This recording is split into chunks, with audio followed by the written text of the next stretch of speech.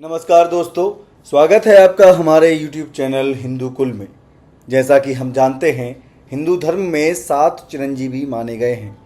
उन्हीं 7 चिरंजीवियों को लेकर हम एक वीडियो सीरीज़ बना रहे हैं, जिसके हर एक वीडियो में एक चिरंजीवी के पूरे जीवन की कहानी बताएंगे। आज के एपिसोड में हम बात करेंगे दैत्यराज बलि की, जो 7 चिरंजीवियों में से एक हैं। भारतीय और हिंदू इतिहास में इसका बहुत अधिक महत्व है। तो आइए जानते हैं अपार शक्तियों के स्वामी और एक धर्मात्मा राजा के चिरंजीवी बनने की कहानी, साथ ही असुरों और देवताओं के संघर्ष की कहानी को भी। ऐसा माना जाता है कि प्राचीन काल में देवी और देवता हिमालय क्षेत्र में रहते थे। हिमालय में ही देवराज इंद्र का एक क्षेत्र था, जिसे नंदन कानन वन कहा जाता था। इंद्र के क्षेत्र के पास ही गंधर्वों का क्षेत्र था। यहीं पर कैलाश पर्वत पर भगवान शिव का निवास था। पहले धरती पर बर्फ की अधिकता थी और अधिकतर हिस्सा जलमग्न था। मानव गुफाओं में रहता था और सुर और असुर अपनी शक्तियों के बल पर संपूर्ण धरती पर विचरण करते थे। नागलोक का विस्तार दूर दूर तक था और समुद्र में विचित्र विचित्र किस्म के प्राणियों का जन्म हो चुका था। प्राचीन काल में सुर और असुरों का ही राज्य था। सुर को देवता और असुरों को दैत्य कहा जाता था। दानवों और राक्षसों की प्रजाति अलग होती थी। गंधर्व, पक्ष और किन्नर भी होते थे। असुरों के पुरोहित शुक्राचार्य भगवान शिव के भक्त और सुरों के पुरोहित बृहस्पति भगवान विष्णु के भक्त थे। इससे पहले भृगु और अंगिरा ऋषि असुर और देव के पुरोहित पद पर थे। सुर और असुरों में साम्राज्य, शक्ति, प्रतिष्ठा और सम्मान की लड़ाई चलती रहती थी। दुनिया में 2 ही तरह के धर्मों में प्राचीन काल से झगड़ा होता आया है। एक वे लोग जो देवताओं के गुरु बृहस्पति के धर्म को मानते हैं, और दूसरे वे लोग जो दैत्यों के गुरु शुक्राचार्य के धर्म को मानते हैं। पुराणों की कथाओं की माने तो राजा बलि अपने पिछले जन्म में जुआरी थे। एक दिन जुए से उन्हें कुछ धन मिला और उस धन से उन्होंने अपनी प्रिय वेश्या के लिए एक हार खरीदा। बहुत खुशी खुशी ये हार लेकर वेश्या के घर जाने लगे, लेकिन रास्ते में ही इनको मृत्यु ने घेर लिया। यह मरने ही वाले थे। तब इन्होंने सोचा कि अब ये हार वेश्या तक तो पहुंचा नहीं पाऊंगा, चलो इसे शिव को ही अर्पण कर दूं। ऐसा सोचकर उन्होंने उस हार को शिव को अर्पण कर दिया। मरकर वह यमराज के समक्ष उपस्थित हुए तो चित्रगुप्त ने उनके कर्मों का लेखा जोखा देखकर कहा कि इसने तो पाप ही पाप किए हैं, लेकिन मरते समय इसने जुए के पैसे से वेश्या के लिए खरीदा हार शिव को अर्पण कर दिया है। ये ही एकमात्र इसका पुण्य है। चित्रगुप्त की बात सुनकर यमराज ने उससे यानी कि जुआरी से पूछा, रे पापी, तू ही बता, पहले पाप का फल भोगेगा कि पुण्य का? जुआरी ने कहा कि पाप तो बहुत हैं, पहले पुण्य का फल ही दे दें। उस पुण्य के बदले उसे 2 घड़ी के लिए इंद्र बनाया गया।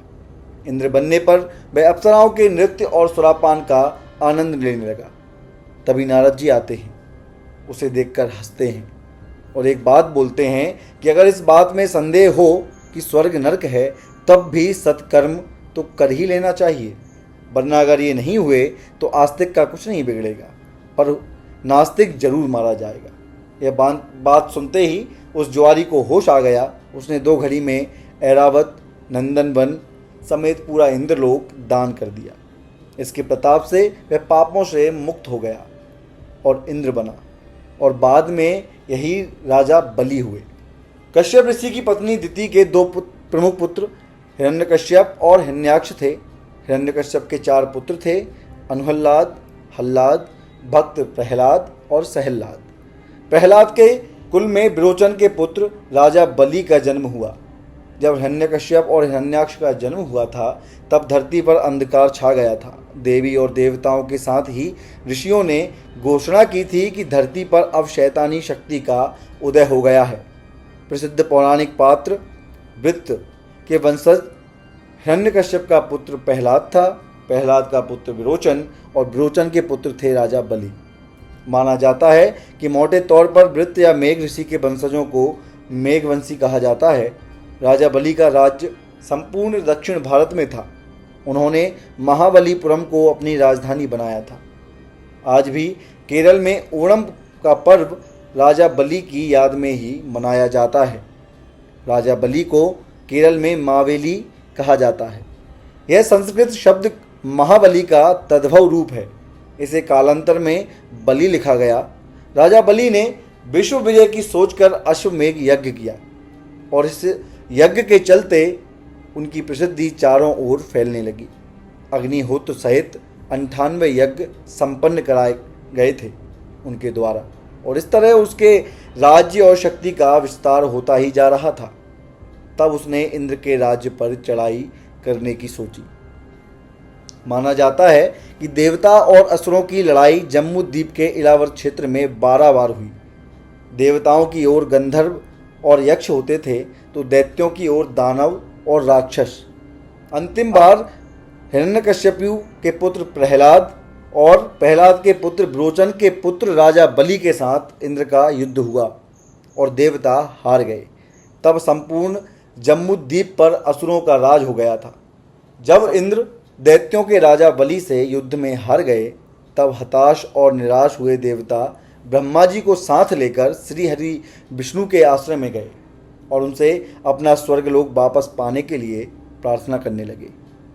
श्री हरि ने कहा कि आप सभी देवतागण दैत्यों से सुलह कर लें और उनका सहयोग पाकर मदराचल को मदानी तथा वासुकी नाग को रस्सी बनाकर क्षीर सागर का मंथन करें। समुद्र मंथन से जो अमृत प्राप्त होगा उसे पिलाकर मैं आप सभी देवताओं को अजर अमर कर दूंगा। तत्पश्चात ही देवता दैत्यों का विनाश करके पुनः स्वर्ग का आधिपत्य पा सकेंगे। देवताओं के राजा इंद्र दैत्यों के राजा बलि के पास गए और उनके समक्ष समुद्र मंथन का प्रस्ताव रखा और अमृत की बात बताई। अमृत के लालच में आकर दैत्यों ने देवताओं के साथ देने का वचन दे दिया। देवताओं और दैत्यों ने अपनी पूरी शक्ति लगाकर मदरांचल पर्वत को उठाकर समुद्र तट पर लेकर जाने की चेष्टा की, लेकिन नहीं उठा पाए। तब श्री हरि ने उसे उठाकर समुद्र में रख दिया।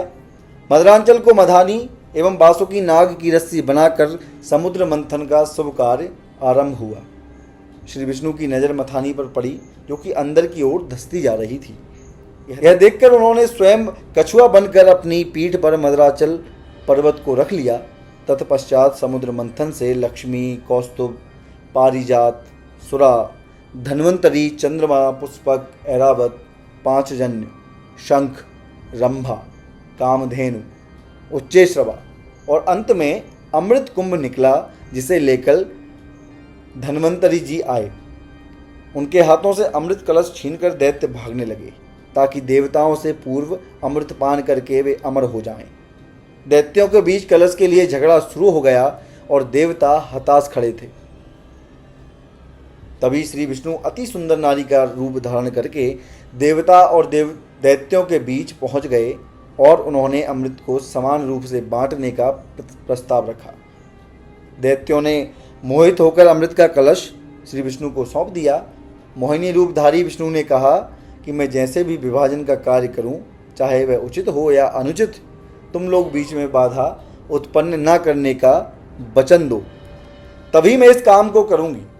सभी ने मोहिनी रूपी भगवान की बात मान ली। देवता और दैत्य अलग अलग पंक्तियों में बैठ गए। मोहिनी रूप धारण करके विष्णु ने ताओं को छल पिला दिया, लेकिन इससे दैत्यों में भारी आक्रोश फैल गया। जब अमृत पीकर देवता अमर हो गए तब फिर से देवासुर संग्राम छिड़ा और इंद्र द्वारा वज्राहत होने पर बलि की मृत्यु हो गई। ऐसे में तुरंत ही शुक्राचार्य के मंत्र बल से वह पुनः जीवित हो गए, लेकिन उसके हाथ से इंद्रलोक का बहुत बड़ा क्षेत्र जाता रहा और फिर से देवताओं का साम्राज्य स्थापित हो गया।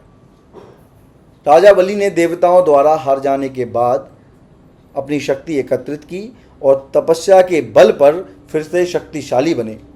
तब उसने देवताओं से बदला लेने की ठानी। इसके लिए उसने एक बार फिर से अश्वमेध यज्ञ किया।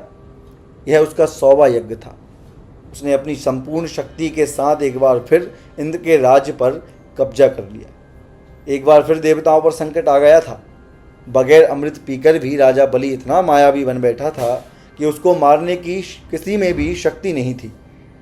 देवता बलि को नष्ट करने में असमर्थ थे। बलि ने देवताओं को यज्ञ करने जितनी भूमि ही दे रखी थी। सभी देवता अमर होने के बावजूद उसके खौफ के चलते छिपते रहते थे। तब सभी देवता विष्णु की शरण में गए। विष्णु ने कहा कि बलि उनका भक्त है, फिर भी वे कोई युक्ति सोचेंगे। तब विष्णु ने अदिति के यहाँ जन्म लिया और एक दिन जब बलि यज्ञ की योजना बना रहा था तब वे ब्राह्मण वेश में वहाँ दान लेने पहुँच गए। उन्हें देखते ही शुक्राचार्य उन्हें पहचान गए। शुक्र ने उन्हें देखते ही बलि से कहा कि ये मायावी विष्णु है, मुझसे पूछे बिना कोई भी वस्तु उन्हें दान मत करना। लेकिन बलि ने शुक्राचार्य की बात नहीं सुनी और बामन के दान मांगने पर उनको 3 पग भूमि दान में दे दी। जब जल छोड़कर सब दान कर दिया गया तब ब्राह्मण वेश में बामन भगवान ने अपना विराट रूप दिखा दिया। एक पग में भूमंडल, दूसरे में स्वर्ग और तीसरे के लिए बलि से पूछा कि तीसरा पग कहाँ रखूं। पूछने पर बलि ने मुस्कुराकर कहा, इसमें तो कमी आपकी ही संसार बनाने में हुई है, मैं क्या करूं भगवान, अब तो मेरा सिर ही बचा है। इस प्रकार विष्णु ने उसके सिर पर तीसरा पैर रख दिया। उसकी भक्ति से प्रसन्न होकर विष्णु ने उसे पाताल में रसातल का कलयुग के अंत तक राजा बने रहने का वरदान दे दिया। और इसी तरह राजा बलि, दैत्य राजा बलि चिरंजीवी हो गए। राजा बलि ने कहा कि भगवान, यदि आप मुझे पाताल लोक का राजा बना ही रहे हैं तो मुझे वरदान दीजिए कि मेरा साम्राज्य शत्रुओं के प्रपंचों से बचा रहे और आप मेरे साथ रहें। अपने भक्त के अनुरोध पर भगवान विष्णु ने राजा बलि के निवास में रहने का संकल्प लिया। पातालपुरी में राजा बलि के राज्य में 8 प्रहर भगवान विष्णु सशरीर उपस्थित रहकर उनकी रक्षा करने लगे। इस तरह बलि निश्चित होकर सोता था और संपूर्ण पातालपुरी में शुक्राचार्य के साथ रहकर एक नए धर्म राज्य की व्यवस्था संचालित करता था। आपको 7 चिरंजीवियों में से एक राजा बलि की यह कहानी कैसी लगी, कमेंट करके हमें ज़रूर बताएं। हिंदू धर्म से जुड़ी जानकारी के लिए हमारे चैनल को सब्सक्राइब करें और वीडियो को लाइक व शेयर करना न भूलें।